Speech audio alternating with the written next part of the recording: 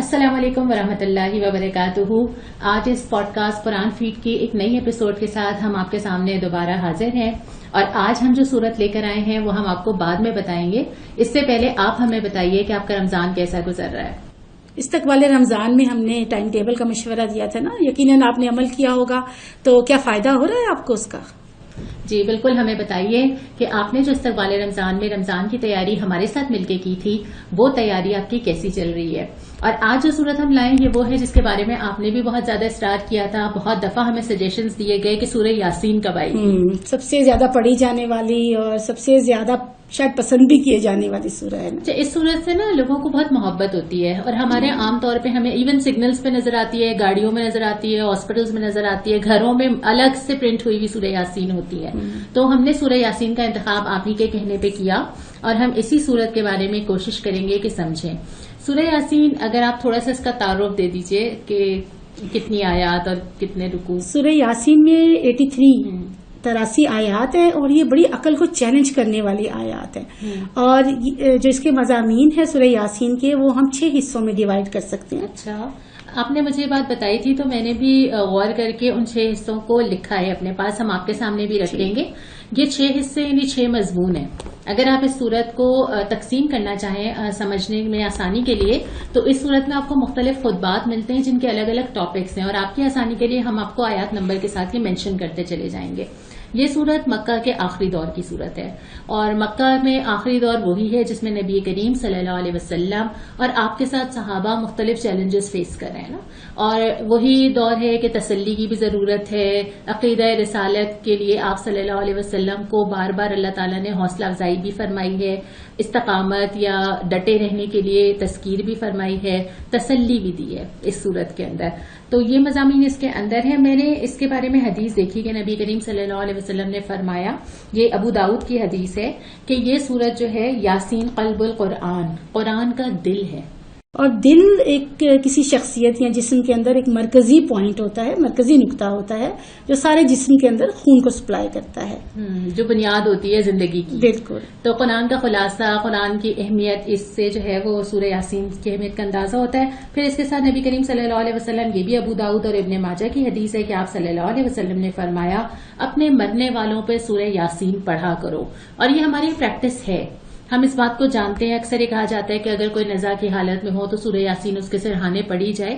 میں نے سمینا جتنے قرآن کے آیات دیکھی اور ہم کئی دفعہ یہ بات پہلے بھی کر چکے اور ہمیں کرنی چاہیے, آیات کے الفاظ وہ چیزیں نہیں دے رہے ہوتے, صرف آیات کا مفہوم یا آیات جب آپ سمجھ کے پڑھتے ہیں تب آپ کو پتہ چلتا ہے کہ یہ صورت اس موقع پہ کیوں پڑھائی جا رہی ہے. بالکل, اس کا موضوع بھی سراسر آخرت کی تیاری ہے اور اس کو سنتے ہوئے بھی ایک جلالی سی کیفیت دل کے اوپر طاری ہو جاتی ہے نا, ایک مرعوب سا ہو جاتا ہے دل. اور جب اس کو پڑھتے ہیں تو پھر وہ آخرت کی تیاری کے لیے بھی سرشار ہو جاتا ہے اور سرگرم عمل ہو جاتا ہے. جیسے تصور کیجیے نا کہ ایک شخص اگر اللہ تعالیٰ کے پاس جا رہا ہے, چاہے وہ گھر میں ہے یا ہاسپٹل بیڈ میں اور نزا کا عالم طاری ہے, اس وقت اگر سورہ یاسین پڑھی جا رہی ہے, جو جا رہا ہے اس کے لیے وہ تذکیر دوسری طرح کرے گی. وہ اپنے کانوں میں سنے گا کہ اللہ تعالیٰ اس وقت اس سے کیا کہہ رہے ہیں, اس سے زیادہ یہ تذکیر کرے گی جو پڑھ رہا ہے اور جو سن رہے ہیں وہاں پر. لیکن ہمارے ساتھ ہوتا پتہ ہے کیا ہے, ہمیں آتا ہی نہیں سمجھ, ہمیں ترجمہ ہی نہیں پتا, ہم پڑھتے جاتے ہیں صورتیں, ہمیں میسج نہیں ملتا کیونکہ ہمیں سمجھ نہیں آتی کہ اس کا ترجمہ کیا ہے. کیونکہ یہ زندوں کی صورت ہے, زندوں کے پڑھنے کی صورت ہے تاکہ وہ اپنی زندگی میں اس کو جاری و ساری کر سکے, اپنے عملوں میں لا سکے. اور مرنے والے پر پڑھنے کے لیے شاید اس لیے کہا جا رہا ہے کہ ساری کی ساری زندگی اور آخرت کے بعد اب کیا ہونا ہے, مرنے کے بعد کیا پیش آنے والا ہے, اس کی ایک پوری تصویر نظروں کے سامنے آ جاتی ہے. اس کو پتہ چلتا ہے کہ کیا پیش آنا ہے, اور جو زندہ ہے اس کو پتا ہوتا ہے کہ میں نے بھی یہاں تک پہنچنا ہے. یعنی جنازہ کتنی بڑی حجت ہے نا ہمارے لیے کہ مطلب یہاں تک تو سب نے آنا ہے باری باری. تو جس کے پاس ابھی مہلت باقی ہے اس کو شاید زیادہ فائدہ ہوگا اس کو پڑھنے سے. اور اگر دیکھیں ہمیں عربی نہیں آتی تو پڑھتے ہوئے یہ بھی خیال رکھا جائے کہ اس کے ساتھ ساتھ اس کا ترجمہ بھی پڑھا جائے. بالکل, اور اسی لیے ہم آج یہاں پہ ترجمہ بھی پڑھ رہے ہیں اور اس کو سمجھنے کی بھی کوشش کریں تاکہ آئندہ جب بھی ہم سورہ یاسین پڑھیں یہ سارے مضامین ہمارے ذہن میں تازہ ہو جائیں. بالکل. شروع کرتے ہیں اللہ کے نام سے جو بے انتہا مہربان رحم فرمانے والا ہے. پہلا حصہ ہم سب سے پہلے لے رہے ہیں جو آیات 1 to 12 آیات پر مشتمل ہے.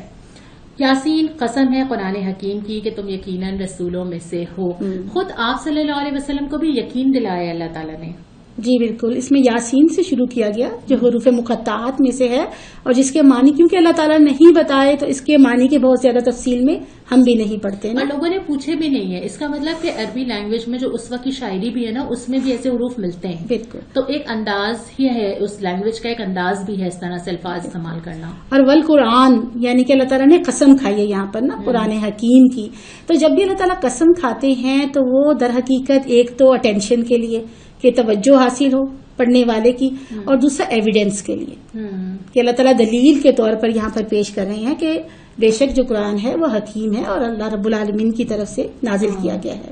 اچھا، اس کے بیک گراؤنڈ میں آپ بتا رہی تھی نا کہ بالکل آخری زمانہ یہ مکہ مکرمہ کا تھا، تو اس آخری زمانے کا ذرا منظرنامہ اگر ہم نگاہوں میں لے آئیں کہ یہ وہ وقت تھا کہ جب ان کے سارے ہتھ کنڈے جو ہے نا وہ تقریباً ایک ایک کر کے کفار اور مشرکین اپنے ہتھ کنڈے آزما چکے تھے. میں سوچتی ہوں کہ لوگوں کے دل میں یہ خیال آتا ہوگا نا کہ آخر کب تک، مطلب بار بار یہ لگتا ہوگا جب آپ حق پہ چلتے ہیں تو ایک فیلنگ آپ کو یہ ہوتی ہے کہ وقتی پریشانی ہے، چونکہ ہم حق پہ ہیں تو ایونچولی جو ہے وہ حق غالب ہوگا، اور ظاہر اللہ کا وعدہ بھی ہے. لیکن وہاں پہ جب 8 سال 9 سال 10 سال جب گزر رہے ہوں گے تو وہ دل میں کیسی کیسی کیفیات آ رہی ہوں گی نا، مطلب ان مسلمانوں کی جو آپ صلی اللہ علیہ وسلم کے ساتھ تھے، وہ ہماری طرح کے انسان تھے، تکلیفیں اٹھا رہے ہیں، اور پھر اللہ تعالیٰ ان کو ان جملوں کے ذریعے ایک طرح سے تسلی دیتے ہیں کہ نہیں پریشان نہ ہو.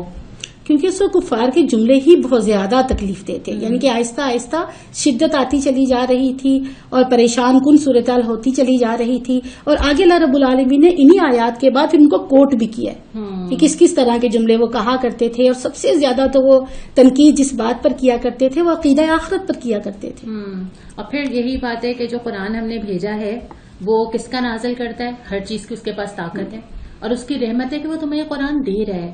یہ اللہ تعالیٰ کا کتنا بڑا احسان اور اپنے بندوں پر رحمت کا ایک جیتا جاگتا ثبوت جو ہے وہ قرآن ہے. نہ بتاتا راستہ بھٹکتے رہتے، لیکن اللہ کی رحمت کہ وہ میں یہ بھی دکھاتا ہے. اور اس کے بعد جو قرآن کے کرنے کا یا نازل کرنے کا جو مقصد ہے وہ یہ کہ خبردار کیا جائے نا، اس قرآن کو رکھ کے بیٹھ نہیں جانا ہے، بلکہ اس کے ذریعے جو ہے وہ لوگوں کو متوجہ کرنا ہے، خبردار کرنا ہے، ہدایت پہنچانی ہے. اور اس کے بعد پھر ذکر کیا گیا ان لوگوں کا جو اپنے کرتوتوں کی وجہ سے عذاب کے مستحق ہو گئے. جی بالکل بالکل. اللہ تعالیٰ نے اس میں شروعات میں حکیم استعمال کیا ہے، نام اسماء حسنہ کا، عزیز استعمال کیا ہے. تو ہم دیکھیں گے کہ اس میں سورہ یاسین میں اللہ رب العالمین نے پھر حکمتیں بھی سکھائی ہیں اور اپنے عزیز ہونے کے اللہ تعالیٰ نے ثبوت بھی پیش کیے ہیں. اب اللہ تعالیٰ نے جب یہاں پر عزیز کیا ہے، غالب، جس کے پاس سارے کنٹرولز ہیں، جس کے پاس پاور ہے، جو چاہے کر سکتا ہے، سارے کنٹرول ہے، سارا کنٹرول ہے جس کے پاس، اور پوری پاورز ہیں جس کے پاس. یہاں پر اللہ تعالیٰ فرما رہے ہیں کہ جو یہ تمام تر اذیتیں دے رہے ہیں، تکلیفیں دے رہے ہیں، اور یہ تمام تر باتیں چھانٹ رہے ہیں، تنقید کر رہے ہیں، اللہ تعالیٰ غالب ہیں اور حکیم ہیں. اور اللہ رب العالمین نے پھر یہاں پر آگے یہ بتا دیا کہ اللہ تعالیٰ کا غلبہ، اللہ تعالیٰ کا کنٹرول، اللہ تعالیٰ کی قدرت پھر ان لوگوں کے ساتھ وہ کیا کرنے والی ہے جو نبی پاک صلی اللہ علیہ وسلم کو تکلیفیں دے رہے ہیں، اذیتیں دے رہے ہیں. یعنی 2 پیغام جا رہے ہیں سائد سے. پہلا پیغام تو ان کفار کو جا رہے ہیں کہ اللہ کے ہاتھ میں ساری چیز، وہ جب چاہے گا پکڑے گا اور ایسے حاضر کر دے گا. اور دوسرا پیغام مسلمانوں کو جا رہا ہے کہ اللہ تعالیٰ غالب ہے، لیکن اللہ تعالیٰ مہلت دے رہا ہے، ورنہ پکڑنا اس کے لیے کوئی مشکل نہیں ہے. یہ دونوں میسیجز دینے کے بعد ایک مثال یا تمثیل بیان کی گئی ہے کفار کی کہ وہ ایسے کھڑے ہیں جیسے ان کی گردنوں میں توق ڈالے گئے ہیں. بالکل انویزیبل کالرز ہیں جیسے، اور یہ ان کو ڈالے جاتے ہیں جو مجرم ہوتے ہیں. جیلوں میں دیکھا ہوگا عام طور پہ تصاویر کے اندر بھی کہ کس طرح سے ان کو لوہے کے کالرز ڈالے ہوتے ہیں اور پھر چین سے ان کو زنجیروں سے باندھا ہوا ہوتا ہے. تو یہاں پر انویزیبل کالرز ہیں جو اللہ تعالیٰ نے ڈال رکھے ہیں ان کو. اور اس زمانے میں بھی جو لوگ قید کیے جاتے تھے نا، ان کو کسی جگہ باندھ دیا جاتا تھا. اور اگر آپ نے ارطغرل دیکھا ہوگا تو آپ کو یہ نقشہ سمجھ آ رہا ہوگا کہ تنوں کے ساتھ باندھ دینا، سیدھا باندھ دینا، مڑنے نہ دینا، گردن بالکل اسٹریٹ فکس کر دینا. تو یہ مثال ان کو بہت اچھی طرح سمجھ آ رہی تھی کہ ان کے گلے میں وہ توق ڈال دیا ہے کہ ان کو رائٹ لیفٹ آگے پیچھے وہ موڑ کے ان کو کچھ نظر ہی نہیں آتا. جو دیکھتے ہیں بس سیدھا جو نظر آ رہا ہے وہی دیکھتے ہیں. اور ایک مثال اس کے اندر یہ ہے کہ ہم نے ایک دیوار ان کے آگے کھڑی کی ہے اور ایک دیوار ان کے پیچھے کھڑی کی ہے. کیونکہ اللہ تعالیٰ فرما رہے ہیں نا کہ وہ مستحق ہو چکے ہیں عذاب کے، یعنی کہ جس روش پر وہ چل رہے ہیں اس روش میں وہ اتنی انتہاؤں تک پہنچ گئے ہیں کہ عذاب کا فیصلہ ان کے لیے اللہ تعالیٰ صادر فرما چکے ہیں. پھر اس کے بعد یہ ہے کہ وہ حق نہ سامنے سے دیکھ سک رہے ہیں، نہ پیچھے سے دیکھ سک رہے ہیں، اور نہ دائیں اور نہ بائیں سے دیکھ سک رہے ہیں. سامنے اور پیچھے سے نا ایک اور بھی اس کا مطلب نکلتا ہے، وہ یہ ہے کہ اگر سامنے دیوار ہوگی تو فیوچر نظر نہیں آ رہا. وہ یہ سوچ ہی نہیں رہے ہیں کہ آخر جا کے انہوں نے اللہ تعالیٰ کو فیس کیسے کرنا ہے، قیامت ہے، ان کو کچھ اپنے اعمال کا جواب دینا ہے. فیوچر کے بارے میں آنکھیں بند کی ہوئی ہیں، پیچھے دیوار ہے، اس کا مطلب پاسٹ کے بارے میں آنکھیں بند کی ہوئی ہیں. پورا قرآن آپ کو ماضی کے واقعات سنا سنا کے عبرت دیتا ہے. تمام لوگوں کے پاس تاریخیں موجود ہیں، یہودیوں کے پاس تاریخ موجود ہے، عیسائیوں کے پاس تاریخ موجود ہے. تاریخ سے بھی سبق نہیں لیتے، آگے کے بارے میں بھی نہیں سوچتے. اور اللہ تعالیٰ آگے فرما رہے ہیں نا کہ تم پھر انہیں خبردار کرو یا نہ کرو، یکساں ہے، یہ نہیں مانیں گے. اور سیم یہی مضمون جو ہے وہ اللہ رب العالمین نے سورہ بقرہ کے اندر بھی بیان فرمایا ہے. لیکن اس کے ساتھ ساتھ یہ بھی فرمایا ہے، یہ آیت ہمیں بھی نوٹ کرنی چاہیے، آیت نمبر 11 میں، کہ تم اس شخص کو خبردار کر سکتے ہو جو نصیحت کی پیروی کرے، قرآن کو پکڑ کے رکھنا. اور دوسری بات یہ کہ بے دیکھے خدائے رحمان سے ڈرے، تقوی اختیار کرے. اور میں یہ سوچ رہی تھی سمینہ، تقوی اور قرآن دونوں چیزیں حاصل ہوتی ہیں رمضان سے. مطلب رمضان ایک بڑا ذریعہ ہے اس کا مطلب یہ ہے کہ ہدایت پانے کے لیے اگر آپ اپنے رمضان کو ان دونوں چیزوں کے حصول کے لیے استعمال کریں گے تو اس بات کی قوی امید ہے کہ اللہ تعالیٰ ہدایت پہ چلنا آسان کر دے گا اور ہدایت دے گا.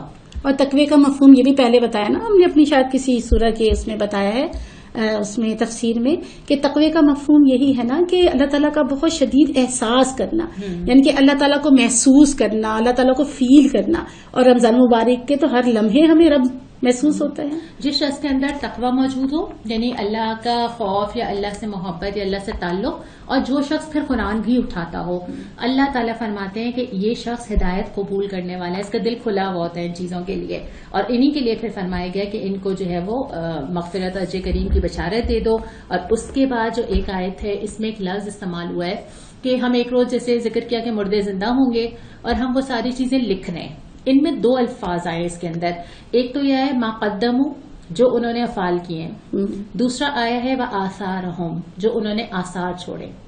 جی بالکل، یہ سینٹرل مضمون ہے سورہ کا کہ آخرت کے عقیدے کے حوالے سے اللہ رب العالمین یہاں پر ان کی بہت ساری باتوں کا، تنقیدوں کا جواب فرما رہے ہیں، اور شروع اسی سے کر رہے ہیں کہ یقیناً ایک دن آنے والا ہے جب اللہ تعالیٰ نے مردوں کو زندہ کرنا ہے.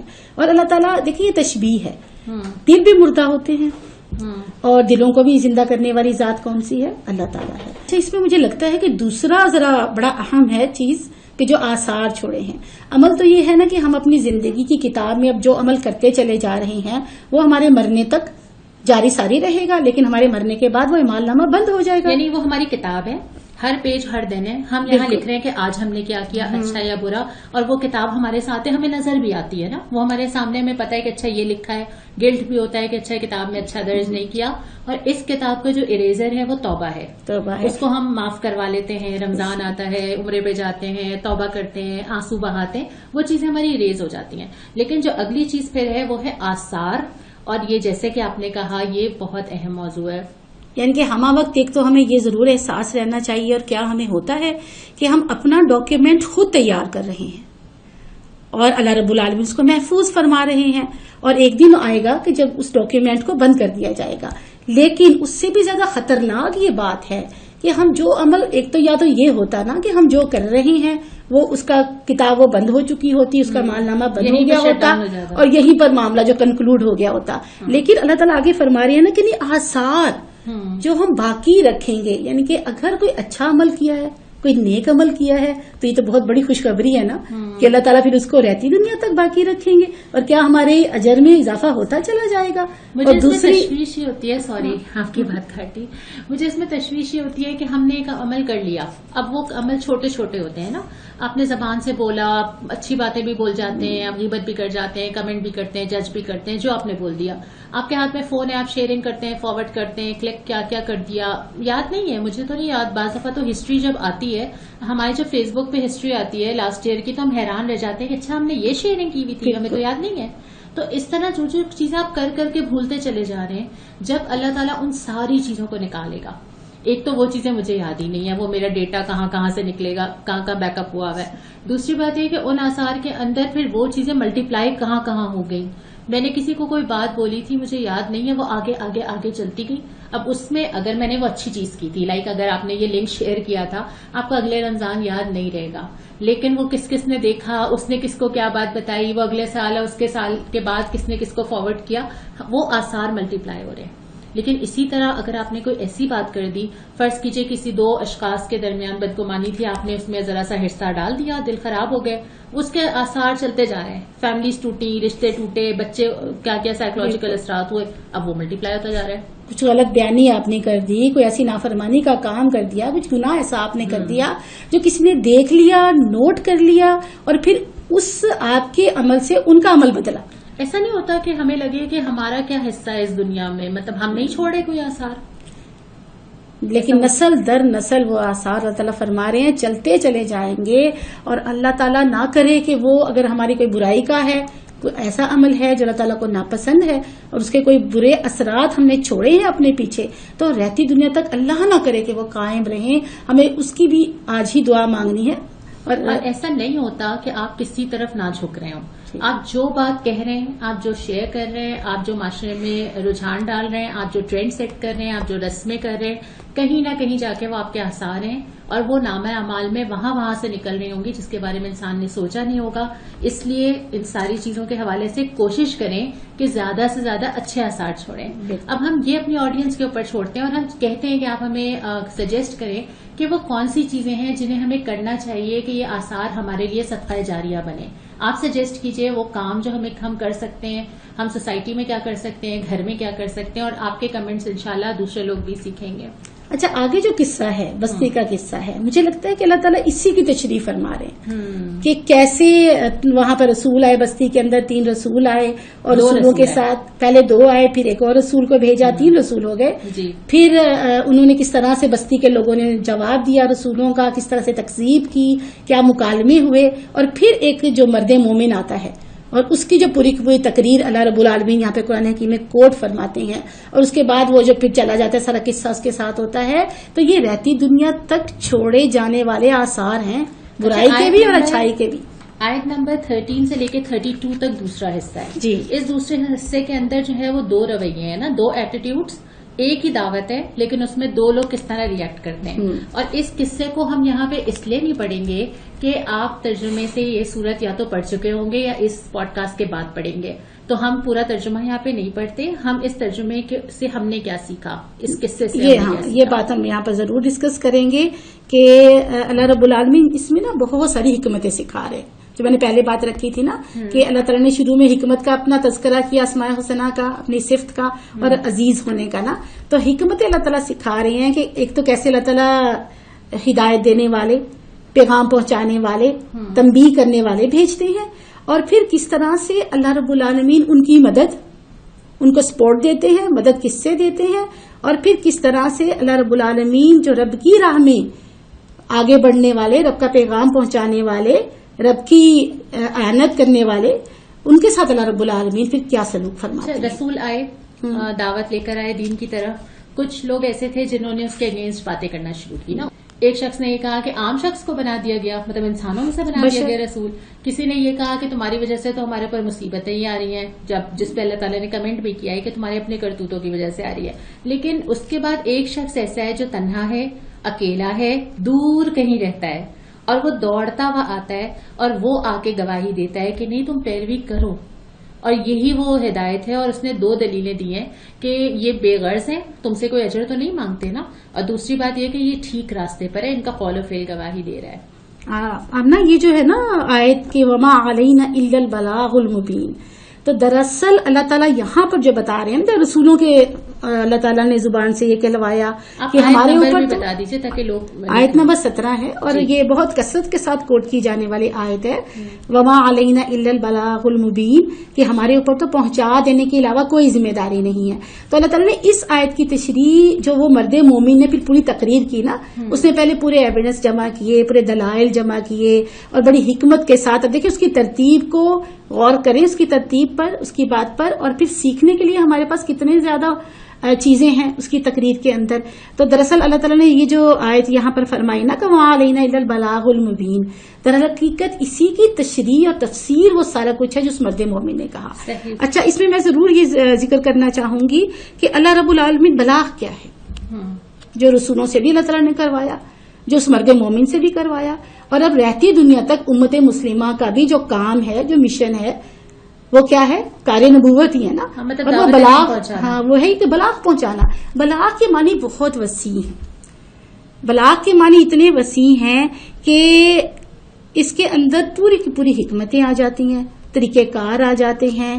اس کے اندر ہیلنگ کتنی ہونی چاہیے، کاؤنسلنگ کتنی ہونی چاہیے، الفاظ کیسے ہونے چاہیے، دل کو لگنے والے الفاظ ہوں، سمجھ میں آنے والے الفاظ ہوں. یعنی کہ اللہ تعالیٰ نے دعوت کا پورا سلیقہ اس بلاغ کے اندر رکھ دیا. صحیح. اچھا، یہ بات کے بعد مجھے شخص کی مثال یہاں پر دی جا رہی ہے نا، اب اس کا نام نہیں ہے، یعنی اس کی کوئی آئیڈینٹی ہمیں ایسے نہیں پتا کہ اس کا نام کیا تھا، اس کے باپ کا نام کیا تھا. جو کام اللہ تعالیٰ کو پسند آیا نا وہ زیادہ اہم تھا، تو وہ چاہتے تھے کہ ہم اس کے بارے میں جانیں. وہ شخص ہے جس نے دعوت پہ لبیک کہا ہے. یہ وہ شخص ہے جو فوراً حرکت میں آ گیا ہے، جو خاموش نہیں رہا، جس نے اپنا حصہ ڈالا. پلٹے میں اس کو تھا کہ مجھے ساتھ دینا چاہیے، گھر میں بند نہیں ہوا، خود کو بچانے کی فکر نہیں کی، سوسائٹی کے ریئیکشن کی فکر نہیں کی، اور وہ آتا ہے، اعلان کرتا ہے حق کا، اور اس کے بعد جو ہے وہ اس کو قتل کر دیا جاتا ہے. اب دنیا کے لحاظ سے تو وہ قتل کیا گیا ہے نا، کوئی کامیابی نہیں ہوئی. جیسے ہم کہیں کہ بھائی دین پہ چلا تو کیا حاصل ہوا، لیکن اس شخص نے بھی ذکر کیا اور اللہ تعالیٰ نے بھی ہمیں یہاں پہ پڑھوایا کہ اس کی مغفرت کر دی گئی، اسے باعزت لوگوں میں شامل کر دیا گیا. تو یہ ہے وہ کامیابی جو اسے ملی. اور اللہ تعالیٰ اپنے مرد مومن کے ساتھ، اپنا دعوت کا کام کرنے والے کے ساتھ اللہ تعالیٰ نے کتنا بہترین سلوک کیا، کتنا محبت بھرا سلوک کیا کہ یہاں اس کی آنکھیں بند ہوئی، اسے کوئی تکلیف کا احساس بھی نہیں یقیناً ہوا ہوگا، اور وہاں اس کی آنکھیں کھلی تو وہ جنت میں تھا. اور اس کی خیر خواہی دیکھیں، وہاں جا کے بھی وہ یہ کہہ رہا ہے کاش میری قوم کو معلوم ہوتا، یعنی فکر اس وقت بھی اس کو اپنی قوم کی ہے کہ کاش وہ جان لے. اور مجھے لگتا ہے اس کامیابی کی وجہ کیا ہے؟ اس کامیابی کی وجہ یہ ہے کہ اس نے حق کا اعلان کیا.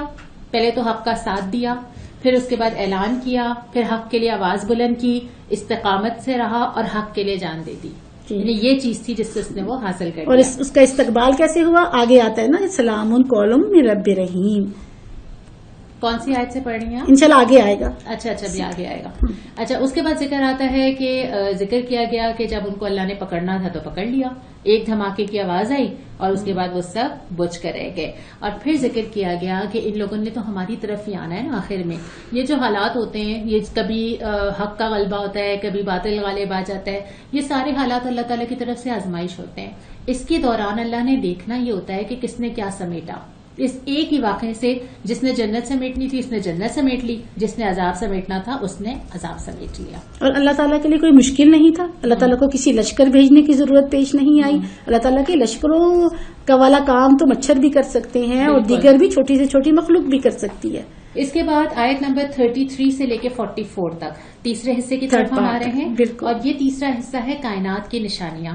اب یہ ایک ایک چیز گنوائی جا رہی ہے، اور یہ ہم نے بہت جگہ قرآن میں، سورہ رحمان میں، سورہ واقعہ میں، سورہ ملک میں، اور پھر بہت ساری صورتوں میں دیکھا ہے کہ اللہ تعالیٰ نے اپنی کائنات اور اس کی نشانیاں جن کو آپ دن اور رات دیکھتے ہیں، کہ وہی چیزیں جو آپ اس آنکھ سے نہیں دیکھتے کہ اس کے پیچھے ایک خالق کائنات موجود ہے جس کے قبضے میں میری جان ہے اور جس کے سامنے مجھے حاضر ہونا ہے. بالکل. اور پڑھ کے لگتا ہے اللہ اکبر کبیرہ کہنے کو دل چاہتا ہے. اللہ اکبر کبیرہ والحمدللہ کثیرہ سبحان اللہ بکرۃ واصیلا. بالکل. اس کے بعد ذکر کیا گیا بے جان زمین کا. یہ وہ زمین جس کو اللہ پھاڑتا ہے، وہ غلہ نکالتا ہے، جس کو تم لوگ پھر کھاتے ہو. اور اس میں ہمارا کوئی کمال نہیں ہے نا. پانی دینے کے بعد، بیج ڈالنے کے بعد وہ زمین نے پھٹنا ہے اور پودے نے نکلنا ہے. یہ تو ہم صرف بیٹھ کے دیکھ رہے ہوتے ہیں. اور زمین کو زندہ کرنے والی چیز جو مین ہے اس کا بھی آگے تذکرہ فرما دیا کہ چشمے، پانی کے چشمے جو اللہ تعالیٰ نکالتے ہیں. اور پانی ہی وہ اوریجنلی چیز ہے جو زمین کو بھی زندہ رکھتی ہے، زندہ کر دیتی ہے مرنے کے بعد بھی. اور انسانوں کی زندگی کے لیے بھی اہم ترین اگر کوئی چیز ہے زندہ رہنے کے لیے تو وہ پانی سب سے زیادہ اہم ترین ہے. مجھے سمجھ آتا ہے اللہ تعالیٰ نے یہاں پہ ان چیزوں کا ذکر نا جو اپنے انسان کی خوراک کا، پانی کا، اس لیے کیا کہ ساری اکڑ اسی کی بنیاد پہ آتی ہے. آپ دیکھیں جب پورا دن روزہ رکھا ہوا ہوتا ہے، افطار کے وقت جو سب نڈھال ہوتے ہیں کیونکہ طاقت ہی نہیں ہوتی، یہی ساری چیزیں نہیں لے سکتے نا. جب یہ نہیں لیتے تو وہ سارا جو تنتنا ہوتا ہے وہ سب ختم ہو چکا ہوتا ہے. تو یہ جو انسان بڑھ بڑھ کے باتیں بناتا ہے اللہ ہی کا رزق کھا کر، اللہ ہی کا دیا ہوا پانی جس کی وجہ سے زندگی، اور پھر اللہ ہی سے بے پرواہ ہو جاتا ہے. اور پانی ہی وہ چیز ہے جو سورہ ملک میں بھی آخر میں اللہ تعالیٰ نے سوال کیا ہے نا کہ اگر اللہ تعالیٰ اس کو زمین میں اتار دے اور خشک ہو جائے تمہارے کنویں تو تم کہاں سے لا کر دو گے یہ پانی. بالکل. اور اس کے بعد پھر فرمایا کیا یہ شکر ادا نہیں کرتے. لفظ شکر کو ہم جتنی دفعہ سمجھیں گے نا ایک نئے معنی سمجھ آئیں گے. شکر یعنی ویسے تو شکر ہے آپ تسبیحات پڑھتے رہیں اللہ کا شکر ادا کرنے کے لیے نا، الحمدللہ بولتے رہیں، لیکن قرآن ہمیں بتاتا ہے کہ شکر صرف الفاظ نہیں ہے، شکر ایک رویہ ہے، ایک انداز ہے آپ کا کہ جھکنا، ماننا، اس کی دی ہوئی چیزوں کو اس کے لیے استعمال کرنا، یہ ساری چیزیں شکر میں آتی ہیں. شکر کا اللہ تعالیٰ نے بار بار تذکرہ فرما دیا، سورہ ابراہیم کے اندر بھی فرما دیا کہ اگر شکر کرو گے تو زیادہ دوں گا، اور اگر کفران نعمت کرو گے تو اللہ تعالیٰ پھر کیا کرتے ہیں، چھین لیتے ہیں. اور یہ چیزیں ہمیں دنیا میں زندگی میں اپنے آس پاس بھی نظر آتی ہیں روزمرہ کی اس میں معمولات میں. صحیح. اس کے بعد ہے جملہ اقسام کے جوڑے پیدا کیے. ٹھیک ہے نا. اب وہ جوڑے جو ہے وہ صدیوں سے ریسرچ ہو رہی ہے ان ساری چیزوں پہ، اور انسان ڈسکور کرتا چلا جا رہا ہے کہ چیزیں جو ہے وہ پیر کی شکل میں اللہ تعالیٰ نے نازل کی ہیں. اور اس کے بعد ایک انسانوں میں سے جو جوڑے بنائے، اور وہ چیزیں بھی جن کو ابھی ان کو پتہ ہی نہیں ہے. ہم ڈسکور کرتے ہیں، پھر ایک تھیوری چینج کر دیتے ہیں، پھر ہمیں لگتا ہے کہ نہیں اتنے پلانٹس ہیں، پھر کہتے ہیں نہیں پلانٹس تو اتنے نہیں ہیں، اتنے ہیں. پھر ہم اور چیزیں سوچتے چلے جاتے ہیں اور ہمیں اور انکشافات ہوتے چلے جاتے ہیں. ابھی تک یہ وَمِمَّا لَا يَعْلَمُونَ ان کو پتہ ہی نہیں ہے اصل میں کہ کیا کیا اللہ تعالیٰ کی قدرت کام پیدا کر رکھا اللہ تعالیٰ نے.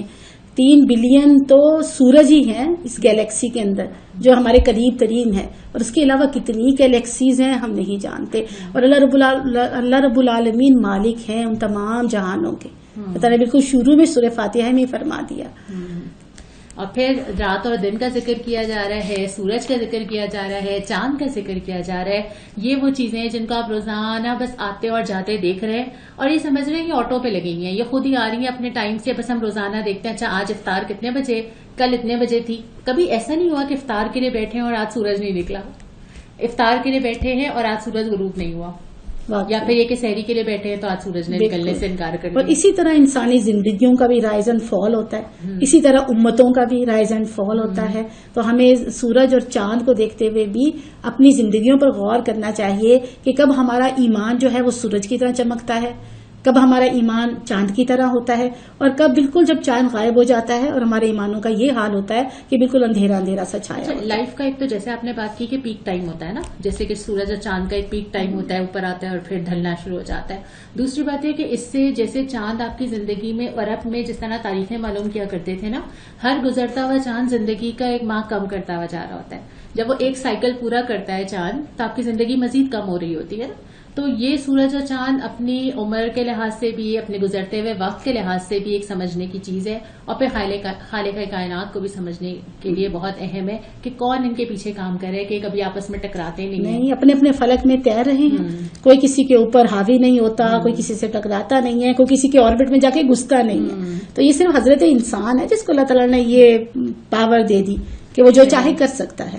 اور پھر ذکر کیا کہ ہم نے ان کی نسل کو ایک بھری ہوئی کشتی میں، یہ وہ کشتی جو حضرت نوح علیہ السلام کے ساتھ لوگوں کو بچایا گیا تھا نا، کہ اس کی طرف اشارہ کیا گیا ہے، کیونکہ اس کے بعد تو آبادی ساری ختم ہو گئی تھی، تو وہی لوگ بچائے گئے تھے جو اس کشتی میں تھے. یہ اللہ کا بڑا فضل ہے. اور پھر دوسری کشتیوں کا ذکر کیا. آپ کشتی لے لیں، جہاز لے لیں، جو بھی چیزیں آپ استعمال کرتے ہیں وہ جس طرح چلتی ہیں، جس طرح اڑتی ہیں، جس طرح سمندر پہ کی سطح پہ رہتی ہیں، ہمارے اختیار میں نہیں ہے، کوئی بھی چیز اختیار میں نہیں ہے. تو یہ ساری چیزیں اگر اللہ اپنی رحمت کا ہاتھ اٹھا لے تو ہم دیکھتے ہی ہیں کیا کیا بڑے بڑے ڈیزاسٹرز ہوتے ہیں. اور کشتی بھی اللہ تعالیٰ نے خود سکھائی حضرت نوح علیہ السلام کو، اور پہلی دفعہ یہ بنائی گئی دنیا کے اندر کشتی. اور اللہ تعالیٰ نے اس میں فیوچر سارا کا سارا سیو کر کے، ہیومینٹی کا مستقبل سیو کر کے ان افراد کو سوار کروایا. اگر ایسا نہ ہوتا اور اس طوفان میں سارے کا ساری دنیا ڈوب جاتی تو پھر آگے تو کوئی مستقبل نہ ہوتا، انسانیت نہ ہوتی. تو اللہ تعالیٰ فرماتے ہیں ہم نے نسلوں کو بچا لیا. ایسی آیات جتنی بھی قرآن میں آئی ہیں نا، ویسے تو سمجھ آتی ہیں یقیناً، اور اللہ تعالیٰ جب تذکیر کرتا ہے دل میں اترتی بھی ہے، لیکن ہماری جنریشن نے نا یہ ہوتا ہوا دیکھ لیا. اب اللہ تعالیٰ فرما رہے ہیں کہ ہم چاہیں تو ہم یہ رحمت ہٹا لیں. جس زندگی کی ساری چیزوں سے فائدہ اٹھا رہے ہیں وہ اس وجہ سے اٹھا رہے ہیں کہ ہماری رحمت انہیں پار لگا رہی ہے. جو لفظ یہاں پہ آئے نا، الا رحمتا منا ومتاعا الی حین، ہم دے رہے ہیں موقع تمہیں زندگی کا ان ساری چیزوں کو استعمال کرنے کا. اور جب اللہ نے اپنی رحمت اٹھائی تو ایک ان نون ان سین وائرس سے اللہ تعالیٰ نے گھروں میں بند کر دیا، پھر یہ ساری چیزیں بند ہو گئیں. وہ ساری چیزیں آپ نہ سمندر، نہ جہاز، نہ ٹرانسپورٹ، نہ بزنس، سب شٹ ڈاؤن ہو گیا اتنی ترقی کے بعد. اور وہ واقعی اللہ تعالیٰ نے اتنی ساری نئی باتیں ریئلائز کروائیں. اس فتنے سے کہہ لیجئے اتنا سارا ہمیں سمجھ میں آیا. اللہ تعالیٰ کا حقیقی تعارف دلوں کے اوپر صحیح طرح سے نقش ہوا. اور بہت ساری دنیا ایسی ہے، وہ سارے لوگ ایسے ہیں جو حقیقت میں دین کی طرف آئے، اسلام کی طرف آئے، اللہ تعالیٰ کی طرف آئے. قرآن یہ بھی کہتا ہے کہ جب ہم ان کو مشکل میں ڈالتے ہیں نا، وہ کہتے ہیں یہ مشکل ہٹ جائے پھر ہم ایسا نہیں کریں گے. اور ایسی ریئلائزیشنز ہوئی، بہت ساری ہوئی کہ اچھا لائف سٹائل سمپل ہو سکتے ہیں، آسان ہو سکتے ہیں، کتنی چیزوں کے بغیر بھی زندگی گزر سکتی ہے. مصروفیات کتنی ہم نے بہت ساری جو ہے وہ ایکسٹرا لی ہوئی تھی، اور ہمارا فیملی ٹائم ہمیں اندازہ ہوا، اپنے گھروں کی اہمیت کا اندازہ ہوا. لیکن جب دنیا دوبارہ کھلتی ہے نا، انسان کی نفسیات یہ ہے کہ اگر وہ آخرت کو یاد نہ رکھے تو وہ اسی طرح دنیا میں مگن ہو جاتا ہے. بالکل. اور یاد یہ رکھنا چاہیے کہ اللہ تعالیٰ نے ہمیں بھی ٹائم پیریڈ دے کے دنیا میں بھیجا ہے، مہلت عمل دے کر دنیا میں بھیجا ہے، اور یہی وہ ہمارے پاس ہے سرمایہ ہے جس سے کام لے کے ہم نے اپنی آخرت کو سنوارنا ہے اور جنتیں خریدنی ہیں. اور یہ بات آپ بھی ہمیں بتائیے، جب آپ نے کبھی نہ کبھی یہ ریئلائز کیا ہوگا اپنی زندگی میں بھی کہ دنیا آپ کو جب اپنے اندر مگن کر دیتی ہے، کوئی ایسی چیز جو آپ نے سوچا ہو کہ آپ نے اب اپنی زندگی میں بدل دینی ہے، جس کی وجہ سے آپ کا دھیان آخرت کی طرف زیادہ ہو، تو اس کے لیے اگر آپ نے کوئی عملی قدم اٹھایا ہے، اس کے لیے آپ نے کیا کیا، ہمیں اس کے بارے میں ضرور بتائیے. یہاں تک ہم نے تیسرا حصہ مکمل کیا ہے نا، 3 حصے جو ہم نے بات کی تھی کہ 3 ٹاپکس ہیں. یہاں پہ ہمارا تیسرا حصہ آیت نمبر 44 پہ مکمل ہوتا ہے. جو سورہ یاسین کا حصہ ابھی باقی ہے اس میں بھی ہم آپ کے سامنے 3 ہی میسیجز یا 3 ہی پیغام لے کر انشاءاللہ اگلے پوڈ کاسٹ میں حاضر ہوں گے. انشاءاللہ سورہ یاسین کے دوسرے حصے کے ساتھ ہم دوبارہ حاضر ہوں گے.